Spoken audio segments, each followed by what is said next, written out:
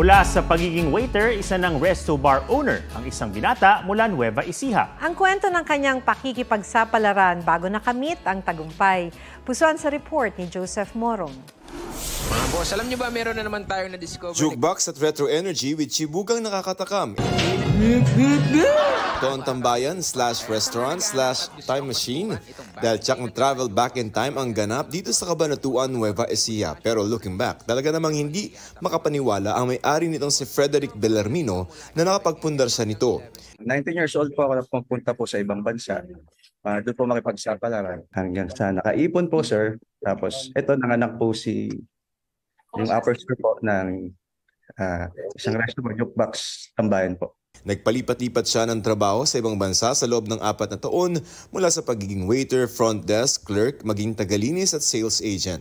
Nagkaproblema pa raw siya sa kanyang visa at na-deport.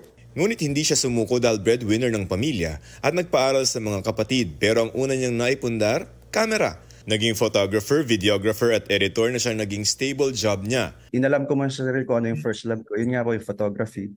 At doon po ako na-survive po na hindi ko na kailangan pong bumalik po sa ibang bansa.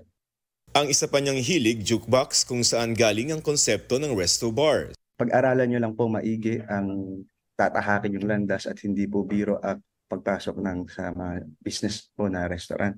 Sa pagbubukas nito, binabalikan niya ang kanyang mga naging trabaho noon dahil ang pangarap lamang noon, kumikitang kabuhayan na ngayon. Joseph Morong, nagbabalita para sa GMA Integrated News.